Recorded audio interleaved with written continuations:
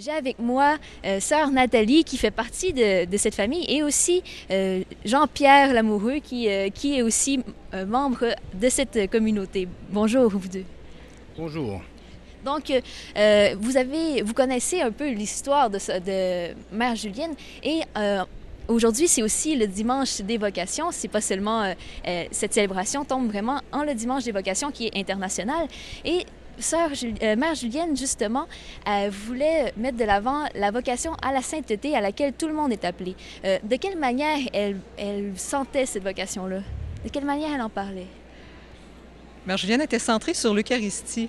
Alors, l'Eucharistie, c'est la source, c'est le sommet de la vie de l'Église.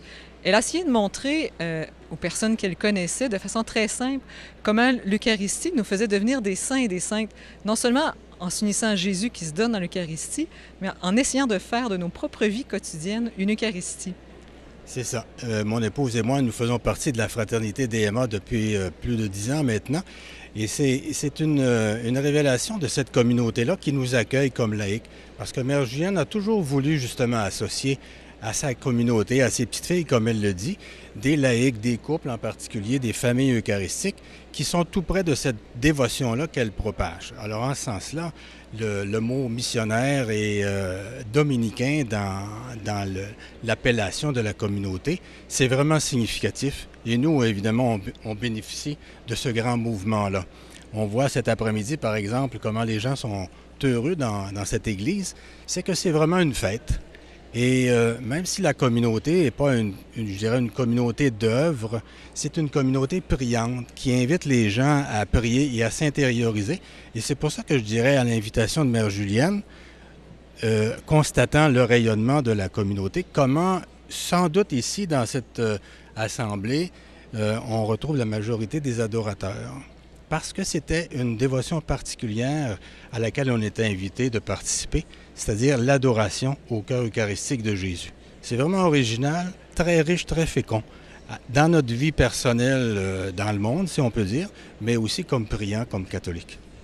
Et pour cette journée, cette semaine des vocations, en fait, le pape Benoît XVI a donné comme thème « Proposer les vocations dans l'Église locale ». Est-ce que c'est quelque chose que vous voyez que Mère Julienne a fait par sa vie? Mère Julienne, évidemment, a jamais confiné sa dévotion ou restreint ses filles au couvent. En quelque sorte, les religieuses ont toujours été impliquées dans le monde, soit comme infirmières, comme enseignantes, comme professeurs, etc. Les religieuses DMA sont des femmes du monde, hein, elles ont participé. Et c'est pour ça que quand on vient en communauté ou qu'on rencontre ces femmes-là, on est bien accueillis. On n'est pas des étrangers.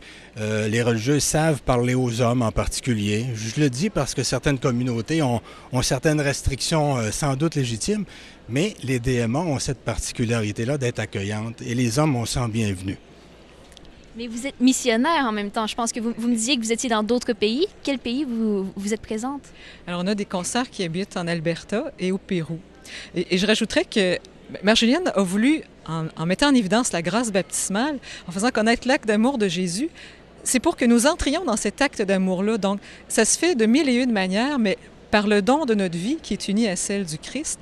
Alors, évidemment, on n'a pas d'œuvre spécifique, si ce n'est l'évangélisation, pour permettre à chacun de découvrir la grâce qui est la sienne et de la mettre en œuvre au cœur de l'Église. Alors, c'est ce qui fait que Mère Julienne peut rejoindre tout le monde encore aujourd'hui parce qu'elle nous renvoie à notre grâce baptismale pour que chacune la développe à sa manière avec ses talents au cœur de l'Église qui est celle d'aujourd'hui.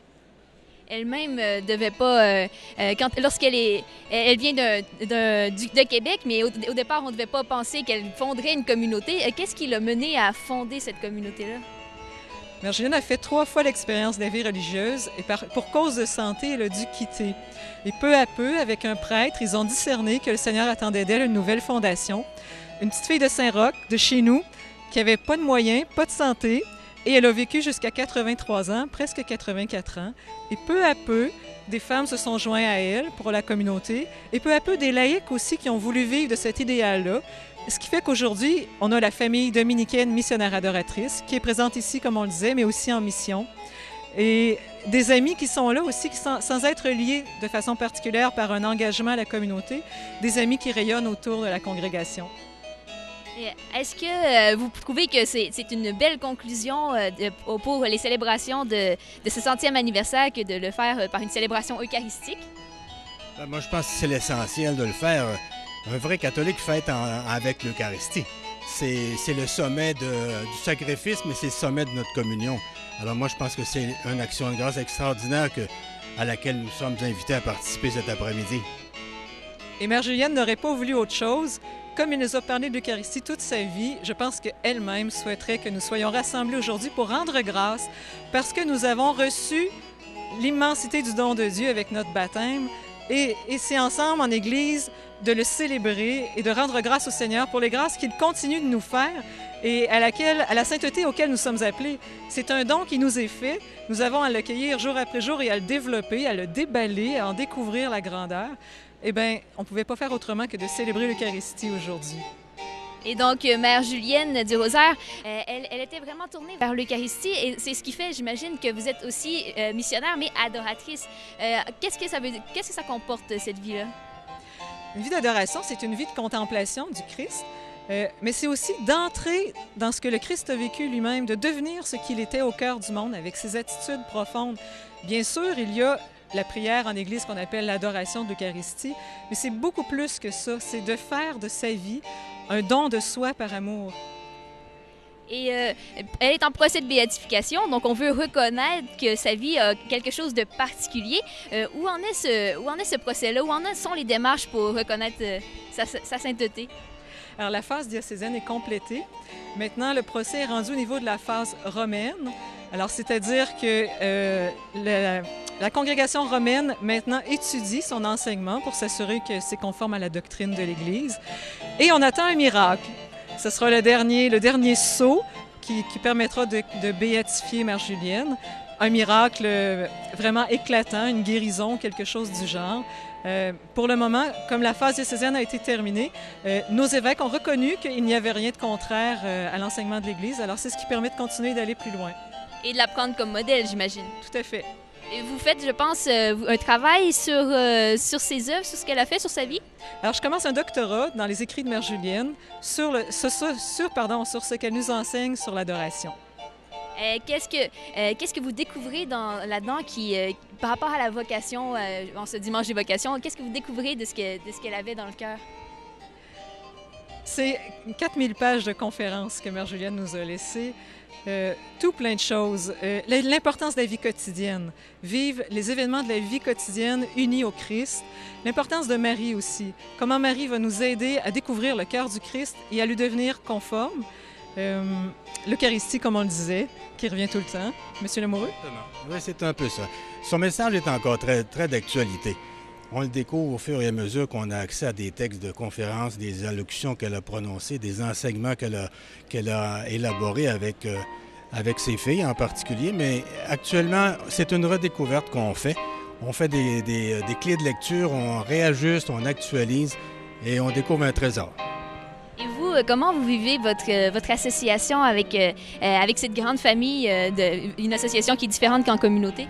Alors, on est différents, évidemment, on n'est pas des religieuses, on est des laïcs, mais évidemment, on a une communion d'esprit puis une communion de corps avec la communauté. D'abord, on est très bien accueillis, mais en même temps, on les accueille à nos activités. C'est un partage qui est formidable. C'est une proximité spirituelle aussi qui est assez importante et on s'afforme mutuellement, justement, à approfondir le message que Mère Julienne a voulu nous laisser. Donc, Mère Julienne du Rosaire, j'imagine que c'est quelqu'un que vous pouvez donner en exemple au monde, que vous pouvez conseiller comme exemple, comme modèle de sainteté? Oui, c'est un modèle qui n'est pas évident, évidemment, parce qu'une religieuse, évidemment, dans le monde d'aujourd'hui, ça apparaît souvent une bête curieuse, mais il reste que cette curiosité-là que ça éveille tout de même, c'est de nature, justement, à faire dresser l'oreille, à essayer d'être curieux et d'approfondir. Je commence ce que cette petite religieuse-là, mais qui est une grande religieuse, a voulu nous laisser comme message et comme témoignage. Merci beaucoup. Merci d'avoir été là en ce début de célébration. Merci à vous deux. Et ça nous a fait très plaisir. Et bonne célébration à vous. Bonne célébration à vous également en ce 100e anniversaire de la naissance et du baptême de Mère Julienne du Rosaire, qui est la fondatrice de la famille dominicaine missionnaire adoratrice. Bonne fin d'après-midi.